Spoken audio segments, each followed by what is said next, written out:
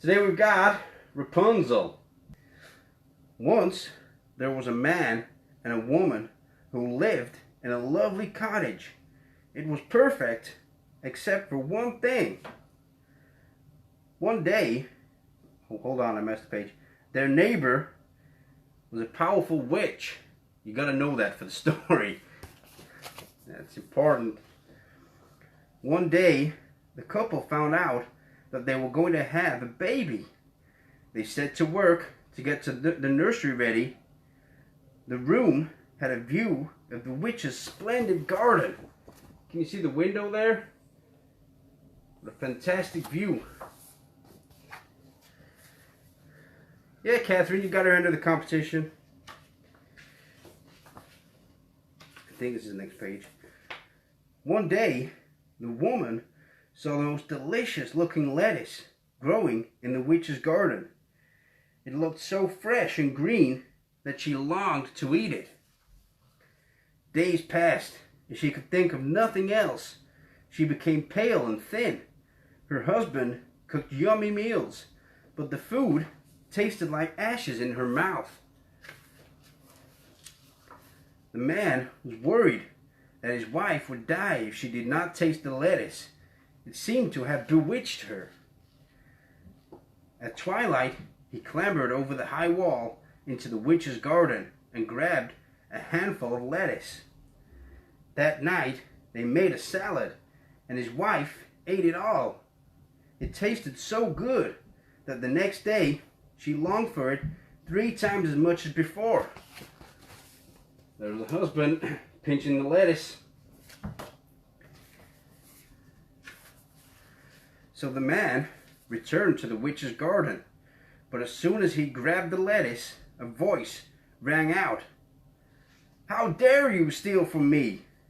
The man stuttered that he had been afraid his wife would die if she could not eat the lettuce. The witch thought this over.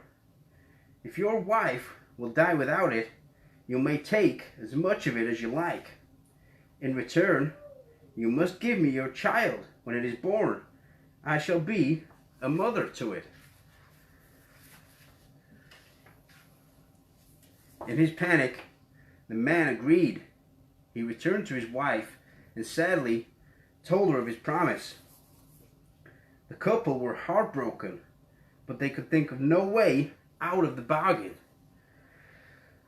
A few months later, their baby, a little girl, was born.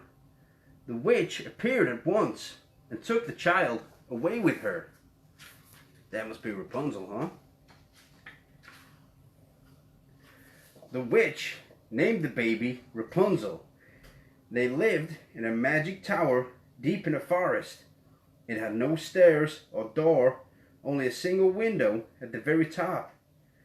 Rapunzel grew into a lovely girl with long, thick hair. As the years passed, it grew thicker and longer and longer. It grew so long that instead of using magic to get into the tower, the witch could just call, "Rapunzel, Rapunzel, let down your hair." Rapunzel would hang her braid out of the window and the witch would climb up it. Look at that. That's a high tower, huh?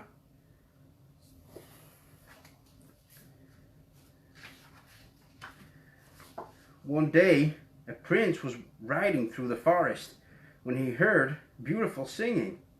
He followed it and found the tower. When he saw the witch, the prince hid.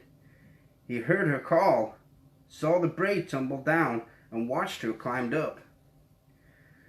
The prince waited for the witch to leave and did his best to copy the call. "Rapunzel, Rapunzel, let down your hair." To his delight, the braid came tumbling out of the window, and up he climbed. At first, Rapunzel was scared, but the prince was so kind that she quickly lost her fears.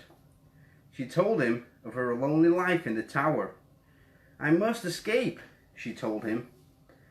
The prince agreed to come back the next evening with a rope so they could escape together.